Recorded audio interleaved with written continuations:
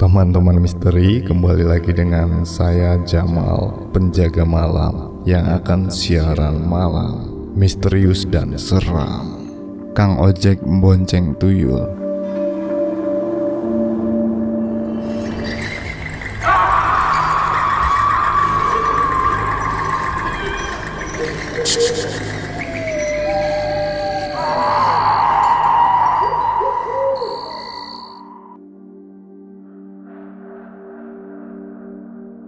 Mas Slamet, tukang ojek yang biasa mangkal di depan pasar kota kecamatan itu, mengemudikan sepeda motor bebek tuanya pelan-pelan, menyusuri jalanan berbatu di tengah desa yang mulai sunyi itu. Jalanan yang tak rata, ditambah dengan sorot lampu sepeda motor yang sudah mulai meredup, membuatnya harus ekstra hati-hati. Apalagi ditambah dengan barang bawaannya yang ia bawa lumayan banyak. Sebuah tenggok bakul dari anyaman bambu besar memenuhi bagian depan motor tuanya itu, ditambah dengan sang penumpang yang bertubuh lumayan gemuk itu juga memangku sebuah tenggok yang ukurannya tak kalah besar.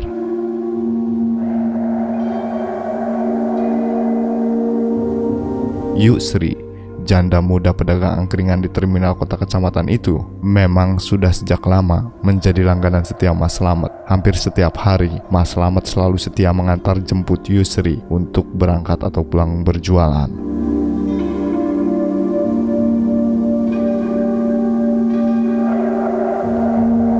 Mas Slamet merasa sangat beruntung memiliki pelanggan tetap seperti Yusri. Selain karena orangnya sedikit royal, sering memberi upah lebih kepada Mas Slamet. Dalam hati kecilnya Mas Slamet juga sudah lama memendam rasa kepada janda muda beranak satu itu. Rasa yang sampai saat ini hanya bisa ia pendam di dalam hati dan tak sedikit pun berani untuk ia ungkapkan.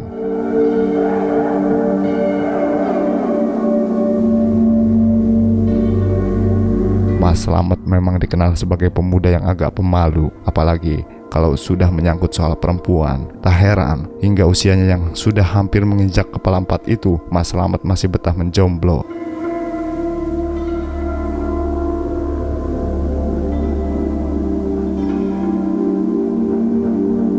Hati-hati Thomas, seruan Yusri membuyarkan lamunan Mas Slamet saat tanpa sengaja roda depan sepeda motor tua itu menerjang sebuah lubang di tengah jalan. Ya maaf yuk, gak kelihatan kalau ada lubang, ujar Mas Slamet gugup.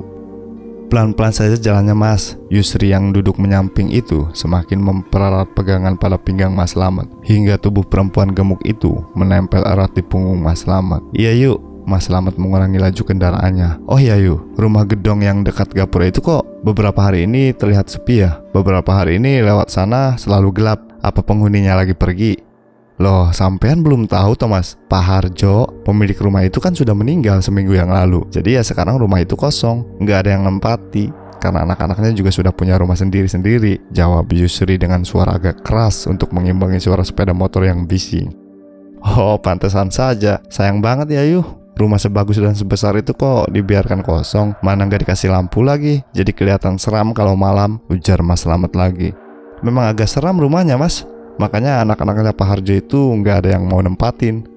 Serem gimana tuh yuk? Apa ada hantunya gitu? Kata orang sih gitu Mas. Pesugihan Pak Harjo itu sekarang jadi berkeliaran gak jelas gitu. Setelah Pak Harjonya meninggal, suka gangguin orang yang lewat di sana. Tetangga saya malah kemarin katanya diikuti tuyul saat lewat di depan rumah itu. Katanya tuyul itu mau ngikuti sama tetangga saya itu karena sudah tak memiliki majikan lagi. Wah, masa sih yuk? Bukannya kalau pemiliknya meninggal, pesugihannya juga akan kembali ke tempat asalnya ya?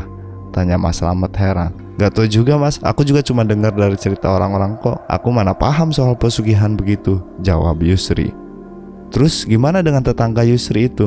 Apa dia mau diikuti sama tuyul itu? Tanya Mas Slamet lagi. Ya enggak lah Mas, boro-boro mau diikuti. Lawang baru lihat wajah tuyulnya aja udah langsung pingsan.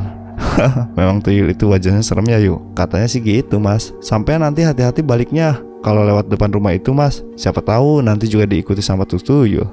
Yusri ini loh kok malah nakut-nakutin. Mas Slamet takut ya?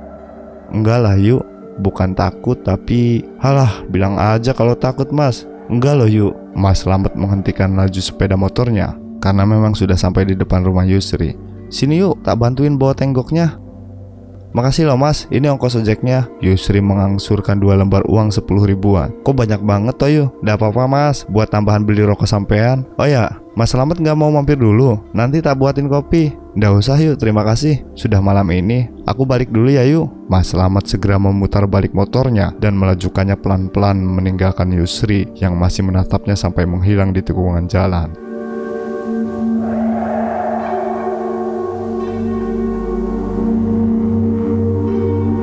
Saat sampai di depan rumah gedong yang sudah kosong dan gelap itu, Mas Slamet melambatkan laju sepeda motornya. Diliriknya rumah megah itu.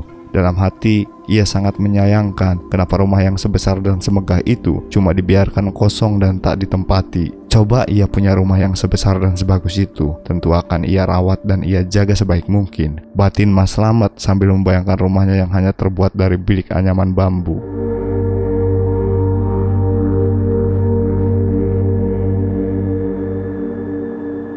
Sampean mau rumah bagus Thomas? Tiba-tiba sebuah suara mengejutkan Mas Slamet. Sontak laki-laki itu segera menghentikan laju sepeda motornya dan menoleh ke belakang. "Coba bang bayi!" Mas Slamet sampai terlonjak kaget saat menyadari bahwa sudah ada sosok yang nangkring di atas boncengan sepeda motornya. Sosok kecil berwajah keriput dengan kepala botak dan bertelanjang dada itu meringis ke arahnya, memperlihatkan gigi-gigi runcingnya. Mas Slamet sadar sosok itu bukanlah manusia, tapi Mas Slamet bukan tipe orang yang penakut. Ia justru membentak makhluk itu agar turun dari boncengan sepeda motornya. "Hei, ngapain kamu naik ke motorku?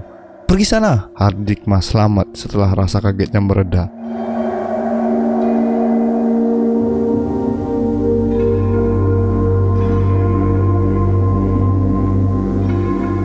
"Hihi, ndak mau. Aku mau ikut sampean kok. Boleh ya? Nanti tak bantuin nyari duit deh, biar sampean bisa kaya dan punya rumah bagus kayak gitu." Sosok itu menjawab sambil tertawa cekikikan. "Ndak boleh, kamu ndak boleh ikut aku. Aku ndak mau kamu ikutin. Sana, pergi sana. Kembali ke majikanmu sana. Rasudi aku diikutin sama makhluk kayak kamu," bentak Mas Slamet lagi. "Hehehe, pokoknya aku mau ikut sampean. Wong aku sudah ndak punya majikan lagi kok. Sampean mau kan jadi majikanku? Nanti tak bantuin nyari duit deh." Wah, nekat juga nih demit, batin Mas Slamet. Bisa repot nih jadinya kalau sampai makhluk ini ndak mau pergi. Mas Slamet berpikir sejenak. Mau dikasarin kok rasanya nggak tega. Lawong sosoknya saja kecil mungil dan menggemaskan gitu kok mau dikasarin.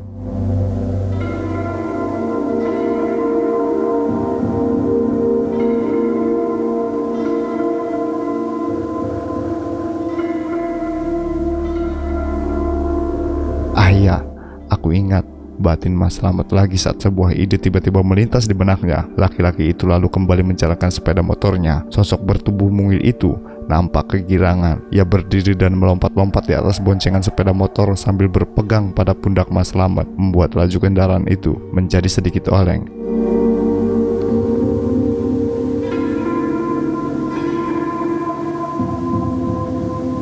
"Diam! Jangan lompat-lompat gitu, nanti jatuh baru tahu rasa," hardik Mas Slamet kesal. Hehe, makhluk itu tertawa cekikikan, lalu kembali duduk di atas jok.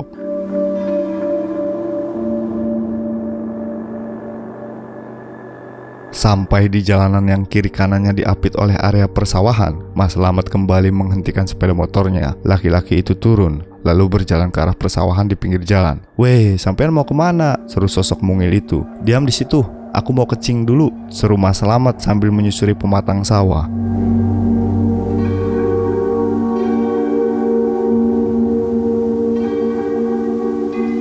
Dengan korek api, Mas Slamet menerangi setiap jengkal pematang sawah. Sepertinya ia sedang mencari sesuatu. "Nah, dapat," seru Mas Slamet saat melihat seekor yuyu kepiting sawah yang sedang merangkak di atas pematang.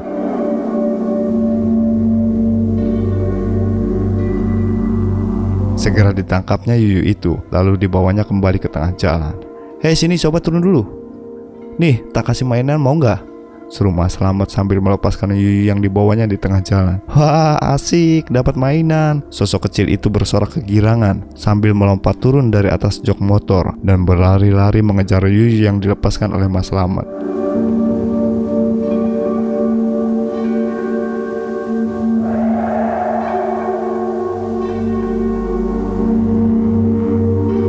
Yes, berhasil. Berhasil, Mas Slamet pelan-pelan mendorong sepeda motornya menjauh dari tempat itu. Dilihatnya si sosok kecil itu masih asik bermain-main dengan Yuyu di tengah jalan.